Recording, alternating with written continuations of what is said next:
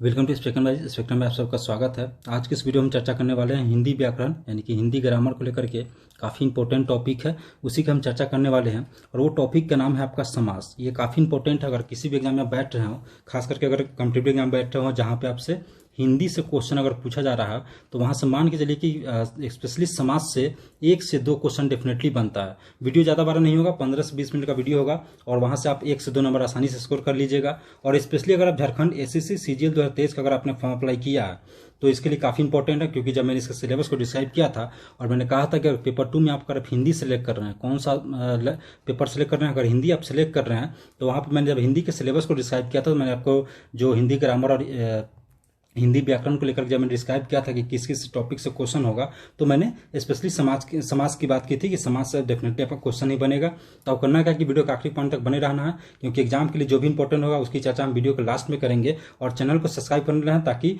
जब भी कोई नई वीडियो आए तो नोटिफिकेशन आपको मिल जाए और आप किसी वीडियो को आप मिस नहीं कर पाए। तो चलिए हम वीडियो को शुरू करते हैं। तो सबसे पहले हम बात करते हैं समास के डिफिनीशन को लेकर के।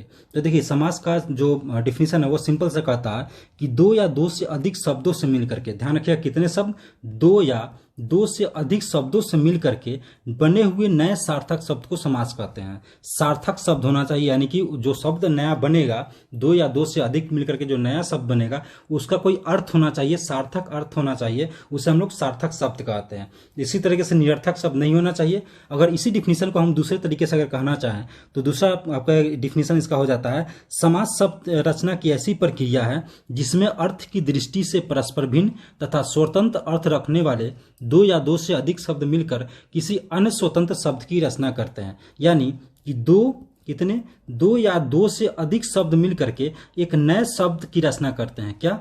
एक नए शब्द की रचना करते हैं, उसे ही हम लोग समास कहते हैं। लेकिन वो जो नया शब्द होगा ना, वो सार्थक शब्द होना चाहिए, उसे हम लोग क्या कहेंगे? समास कहेंगे। आई होप कि समास के डिफिनीशन में आपको कोई दिक्कत नहीं हुआ होगा। वैसे डिफिनीशन कॉम्पिटिटिव एग्जाम की जरूरी नहीं है, लेकिन अदर भी आप किसी एग्जाम में बैठ रहे हो, अगर आप 9th-10th में है तो वहां से आप डिफिनीशन पूछा जा सकता है, आप भी इस वीडियो को वॉच कर सकते हैं, तो उनके लिए डिफिनीशन इंपॉर्टेंट हो जाएगा। उसी तरीके से हम बात करें समास विग्रह को लेकर के, तो समास विग्रह सामाजिक शब्दों को विभक्ति सहित पृथक करके उनके संबंधों को स्पष्ट करने की प्रक्रिया है। यह समाज रचना से पूर्ण रूप से विपरीत प्रक्रिया है। फिर हम आगे की तरफ मूव करेंगे और सबसे पहले हम देखेंगे कि समास के कितने भेद होते हैं। तो अगर हम समास के अगर भेद की हम बात करते हैं तो समास के 6 मुख्य भेद होते हैं। कितने? 6 मुख्य भेद होते हैं। ध्यान रखिएगा, आपको एक चीज ध्यान रखना है कि समास के कितने भेद होते हैं? 6 भेद होते हैं, जिसमें से पहला है अव्ययी भाव समास, दूसरा समास है आपका तत्पुरुष समास, तीसरा है कर्मधारय समास, चौथा है द्विगु समास, पांचवा है द्वंद्व समास और छठा है बहुव्रीहि समास। तो देखिए, अगर आपसे एग्जाम में, अगर कॉम्पिटिटिव एग्जाम में आप बैठ रहे हैं किसी कंपटीशन वाले एग्जाम में, तो वहां से आपको शब्द दे देगा। जैसे मान लीजिए 4 आपको ऑप्शन दे देगा, ABCD करके, ABCD करके, और उसमें एक शब्द दे देगा आपको। मान लीजिए जैसे कि आपको दे देगा राजपुत्र, क्या करेगा? राजपुत्र लिख देगा और बोलेगा कि पहचानिए कि राजपूत जो है निम्न में से कौन सा समास है। तो इन 6 समास के जब हम डिफिनीशन देखेंगे और उसको एग्जाम्पल के साथ जब समझेंगे और साथ ही इसके ट्रिक की बात करेंगे, तो वहां पे आपको क्लियर समझ में आ जाएगा कि राजपुत्र जो है वो कौन सा समास है। देन हम आगे की तरफ ऐसे ही मूव करेंगे। तो सबसे पहले हम बात करते हैं पहले समास के अव्ययी भाव को लेकर के। तो अव्ययी भाव समास का डिफिनीशन कहता है कि जिस समास का पहला पद अव्यय हो तथा प्रधान हो। इस चीज का ध्यान रखिएगा, पहला पद क्या होगा? पहला पद या तो अव्यय होगा या प्रधान होगा, उसे हम अव्ययी भाव समास कहते हैं। तो देखिए, अगर जिनको डिफिनीशन याद नहीं रखना है वो सिंपल सा एक ट्रिक याद रख सकते हैं। तो ये ट्रिक ये कहता है कि पहला पद छोटा होना चाहिए और प्रधान होना चाहिए। तो अब इसे हम क्या करेंगे? एग्जाम्पल से समझने का कोशिश करेंगे। तो सबसे पहले हम बात करते हैं प्रतिदिन के एग्जाम्पल को समझते हैं। जब इसे हम संधि विच्छेद करते हैं, ब्रेक करते हैं, तो इसमें क्या होता है? प्रति और दिन मिलता है। हमें क्या मिलता है? प्रति और दिन मिलता है। और एक और चीज आप लोग अव्ययी भाव समास के समय ध्यान में रखिएगा कि इसका जो मोस्टली, यानी कि ध्यान रखिएगा, इसका जो मैक्सिमम जो होगा ना, मोस्टली जो इसका शब्द होगा, इसका जो मोस्टली जो पहला शब्द होगा, कौन सा होगा? पहला शब्द जो होगा ना, वो उपसर्ग होगा। क्या होगा? उपसर्ग होगा। ये चीज आप लोग ध्यान रखिएगा, ये चीज उपसर्ग होगा पहला पद। लेकिन ध्यान रखिएगा मैक्सिमम में, सब में नहीं, पहला पद उपसर्ग होगा। अगर वही हम प्रतिदिन को लेकर के अगर बात करें तो इसे देखिए, हमने क्या किया था? प्रति और दिन में ब्रेक किया था। इसका पहला जो पद है ना, प्रति, वो एक उपसर्ग है। उसी तरीके से आ जन्म की अगर बात करें तो आ और जन्म, यानी इसका पहला पद जो है ना वो उपसर्ग है। और ये भी मैंने कहा था कि पहला पद छोटा होना चाहिए। वही उसी तरीके से सहर्ष की अगर बात करें तो स और हर्ष, स उपसर्ग है। यथा संभव, यथा और संभव, यथा आप देखिएगा तो यहाँ पे उपसर्ग है। प्रतिकूल, प्रति और प्लस कूल, प्रति जो है ना यहाँ पे कूल है। तो आई होप कि जैसे मैंने आपको उदाहरण से जितना इजीली और अच्छे तरीके से समझाया, आपको कहीं पर भी दिक्कत नहीं होगा। देखिए अगर कहीं पर दिक्कत भी होता है ना तो कमेंट सेक्शन में आइए और वहाँ पे आप कमेंट कर सकते हैं। एक और चीज़, एक नोट में आप लोग लिख लीजिएगा। देखिए आप जब भी आप वीडियो आज कर रहे हैं ना तो एक पेन और पेपर ले करके बैठिए। क्या लेकर के बैठिए? पेन और पेपर ले करके देख बैठिए और जो भी मैं ट्रिक बता रहा हूँ ना उससे आप नोट करते चलिए। तो अगर आप नोट नहीं कर सकते हैं तो आपको करना क्या है कि इसके डिस्क्रिप्शन जाना है, इस वीडियो को डिस्क्रिप्शन जाना है, वहां से आपको टेलीग्राम का ग्रुप का लिंक मिलेगा, वहां से जाकर के इस वीडियो का आप क्या करिएगा, पीडीएफ डाउनलोड कर सकते हैं। साथ ही वहां पर चैनल में जाएंगे तो आपको एमसीक्यूज, लगभग सारे सब्जेक्ट को आपको वहां पे एमसीक्यूज मिलेगा, वहां पे आप अटेम्प्ट भी कर सकते हैं। तो हम बात कर रहे थे एक स्पेशल नोट को लेकर के। तो एक ही शब्द जब कई बार आए तो वो आपका अव्ययीभाव समास होगा, यानी शब्द जब रिपीट करने लगे तो वो समझ जाइए वो कौन सा समास होगा, तो वो अव्ययीभाव समास होगा। इसको हम उदाहरण से समझते हैं। जैसे हाथों हाथ, हाथ प्लस हाथ, मैंने क्या कहा था कि शब्द जो है ना कई बार आएगा, डेट मीन्स रिपीट होगा। तो हाथों हाथ, हाथ प्लस हाथ, दिनों दिन, दिन प्लस दिन। उसी तरीके से अगर बात करें तो रातों रात, रात प्लस रात। और आपको क्या करना है कि एक या दो एग्जाम्पल आपको कमेंट बॉक्स में बताना है कि अव्ययभाव समास का इसी टाइप का, एक कई बार शब्द आने वाले इसी टाइप का एग्जाम्पल आपको कमेंट सेक्शन में देना है। फिर हम आगे बढ़ेंगे। देखिए अगर अव्ययभाव में कोई दिक्कत होगा तो कमेंट सेक्शन में जरूर बताइएगा कि हाँ सर मुझे यहाँ पे दिक्कत हुआ है। देन नेक्स्ट है आपका तत्पुरुष समास। कौन सा समास? तत्पुरुष समास। तो इसका डिफिनेशन कहता है जिस समास में दूसरा पद प्रधान हो तथा दोनों पदों के बीच कारक चिन्ह लुप्त हो जाता है। देखिए एक चीज ध्यान रखिएगा, आप इसे आसानी से पहचान सकते हैं। दोनों पदों के बीच क्या होगा, कारक चिन्ह लुप्त होगा, तो उसे हम क्या कहेंगे, तत्पुरुष समास कहेंगे। और इसके हम ट्रिक की अगर बात करते हैं तो इसका सिंपल सा ट्रिक है कि इसका दूसरा पद क्या होगा, छोटा होगा और प्रधान होगा। अब क्या करेंगे, हम तत्पुरुष समास को उदाहरण की दृष्टि से देखेंगे। जैसे राजकुमार, जब राजकुमार कौन होता है, तो राजा का कुमार। जब आप राजकुमार शब्द को देखिए तो जब मैंने इसे ब्रेक किया, यानी कि राजकुमार किसे कहते हैं, राजा का कुमार को कहते हैं, तो यहां पे एक कारक चिन्ह आपको नजर आ रहा होगा, का। कौन सा कारक चिन्ह नजर आ रहा होगा, का नजर आ रहा होगा। यानी कि ये कारक चिन्ह का जो है ना, ये राजकुमार में मिसिंग है, यानी लुप्त है। डेट मीन्स राजकुमार क्या होगा, तत्पुरुष समास होगा। उसी तरीके से अगर राजपूत को आप देखेंगे तो राजा का पुत्र कौन होता है, राजपुत्र होता है। राजपुत्र में भी का कारक चिन्ह का लुप्त है। यश प्राप्त, यश को प्राप्त, यश प्राप्त में आप देखेंगे तो को कारक चिन्ह यहाँ पे लुप्त है आपका। करुणापूर्ण, करुणा से पूर्ण, यानी से कारक चिन्ह जो है करुणापूर्ण में लुप्त है। पाप मुक्त, पाप मुक्त में देखेंगे तो आपका पाप से मुक्त, यानी कि इसमें भी से कारक चिन्ह जो है आपका लुप्त है। यज्ञशाला, यज्ञ के लिए शाला, यानी के कारक चिन्ह इसमें भी लुप्त है। शिवालय, शिव का आलय, यानी कि का कारक चिन्ह इसमें लुप्त है। पुरुषोत्तम, पुरुषों में उत्तम, यानी इसमें कौन सा कारक चिन्ह लुप्त है, में कारक चिन्ह लुप्त है। फिर हम आगे की तरफ मूव करेंगे। देखिए मैंने अभी आपको बताया कि समास के कितने भेद होते हैं, समास के 6 भेद होते हैं। उसका मैंने नाम भी आपको बताया, जिसमें से अव्ययीभाव हमने आपको समझा दिया, तत्पुरुष समास भी समझा दिया हूं। अब तत्पुरुष समास का अगर भेद की बात करें तो इसके भी 6 भेद होते हैं। तो समास के भी 6 भेद और तत्पुरुष समास के भी कितने भेद, तत्पुरुष समास के भी 6 भेद होते हैं। तो आई होप कि इसमें आपको दिक्कत नहीं होगा, दोनों का 6 भेद होता है। इसमें से हम पहले को समझेंगे। देखिए हम तत्पुरुष समास की जब भेद की बात करेंगे तो वहां पे हम इसके डिफिनीशन को देखेंगे नहीं, क्योंकि डिफिनीशन इंपॉर्टेंट नहीं है हम लोगों के लिए। कंपटीशन के एग्जाम में आपसे शब्द देगा और उसको पहचानने के लिए बोलता है। तो पहला है आपका कर्म तत्पुरुष समास। तो मैंने बताया कि तत्पुरुष समास में किसका लोप होता है, तो मैंने आपको अगर अभी जस्ट मैंने आपको बताया, अगर आपको याद हो तो तत्पुरुष समास में कारक चिन्ह का लोप होता है। क्या होता है, कारक चिन्ह लोप होता है, यानी वो दिखाई नहीं देगा, अदृश्य होगा। तो तत्पुरुष समास में जब कारक चिन्ह लोप होगा तो तत्पुरुष समास के भेद में बात करेंगे, तो उसमें बात करेंगे किस तत्पुरुष समास में कौन सा कारक चिन्ह लोप होगा। तो पहले अगर हम बात करें कर्म तत्पुरुष समास को लेकर के, तो जिस समास में, तत्पुरुष समास में को कारक चिन्ह आपको लोप दिखे, यानी को कारक चिन्ह का लुप्त हो, तो उससे हम क्या बोलेंगे, कर्म तत्पुरुष समास बोलेंगे। अगर इसके एग्जाम्पल को हम से समझना चाहें तो यश प्राप्त, यश को प्राप्त। तो अगर यश प्राप्त में आप देखेंगे तो इसमें कौन सा कारक चिन्ह आपको मिसिंग दिख रहा है, तो को कारक चिन्ह जो है ना इसमें आपको मिसिंग दिख रहा होगा। देन दूसरे की हम बात करते हैं कर्म तत्पुरुष समास। तो कर्म तत्पुरुष समास में ध्यान रखिएगा के से और के द्वारा कौन कौन सा, इसमें कौन कौन सा होगा, से, और दूसरा जो होगा आपका के द्वारा होगा। देखिए यही चीज आपको ध्यान रखना है, इसमें कौन सा कारक चिन्ह लोप हो रहा है। कर्म तत्पुरुष में मैंने आपको क्या बताया, को कारक चिन्ह जो है लुप्त होगा, और उसी तरह से कर्म तत्पुरुष में से और के द्वारा लोप होगा। और इसके हम एग्जाम्पल से समझते हैं। पाप मुक्त, पाप से मुक्त, कौन सा कारक चिन्ह लोप हो रहा है, से।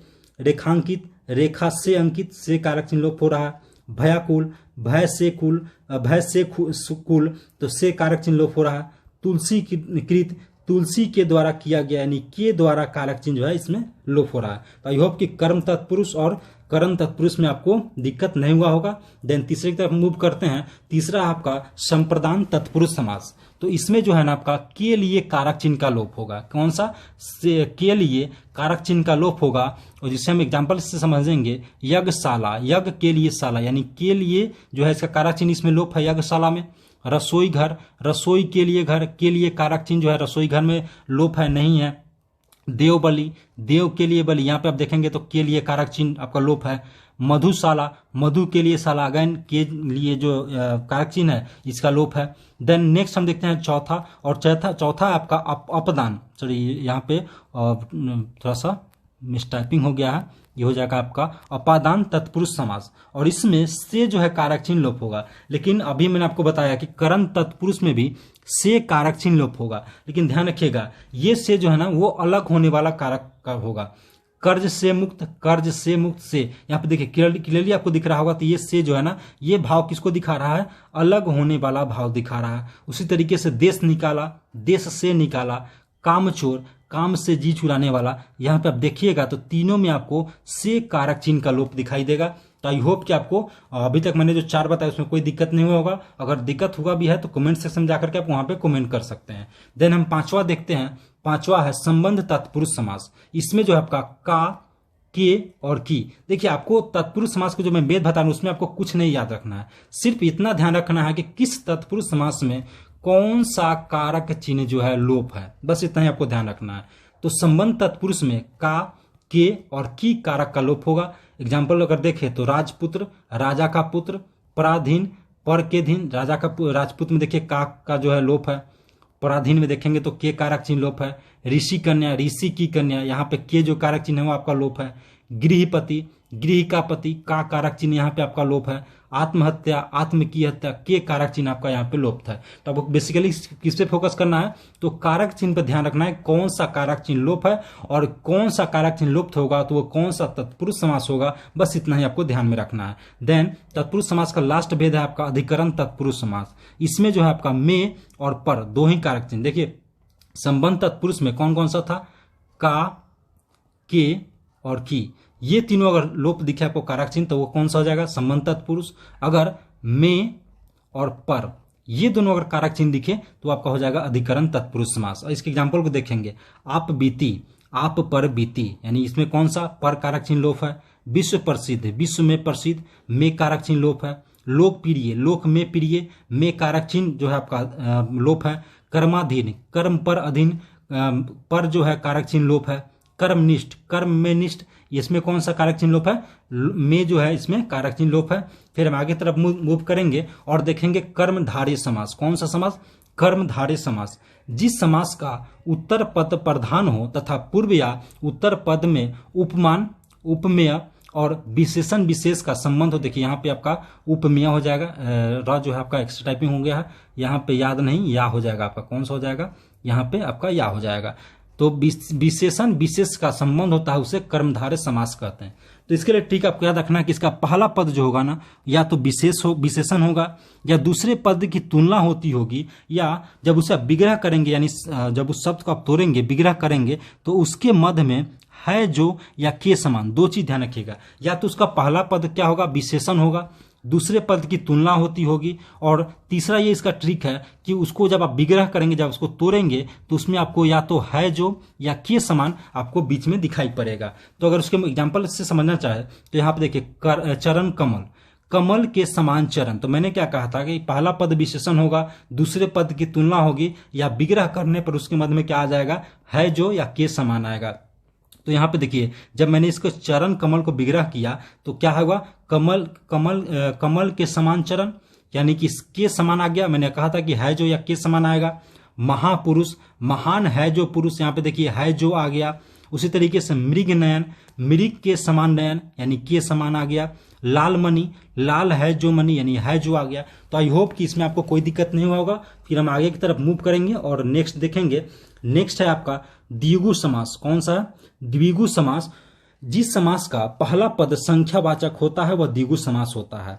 इसको एक चीज को ध्यान रखिएगा, ये जिसका जो पहला पद होगा ना वो संख्यावाचक होगा, यानी कि नंबर डिनोट करेगा। इसे आप ट्रिक से समझ सकते हैं कि संख्या वाले शब्द का अगर प्रयोग कहीं पर भी आपको दिख जाए तो वो कौन सा समास हो जाएगा, द्विगु समास हो जाएगा। अब इसके एग्जाम्पल को देखते हैं। जैसे आपने सुना होगा चौराहा, चार शहरों का संग्रह, तो मैंने क्या कहा कि पहला पद जो होगा ना संख्यावाचक होगा, और इसका पहला पद क्या है, चार, यानी चार क्या है, ये संख्यावाचक है।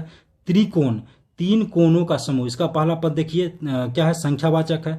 तिरंगा, तीन रंगों का समूह, इसका भी पहला पद क्या है, संख्यावाचक है। तो आपको कहीं पर भी अगर उस शब्द में अगर आपको पहला पद जो है वो अगर उसका जब आप उसके पद को ब्रेक करेंगे तो उसका पहला पद आपको कहीं पर अगर संख्यावाचक दी जाए तो आंख मूंद करके लगा दीजिए कि वो कौन सा समास हो जाएगा, द्विगु समास हो जाएगा। तो आई होप कि अभी तक भी कोई दिक्कत नहीं होगा।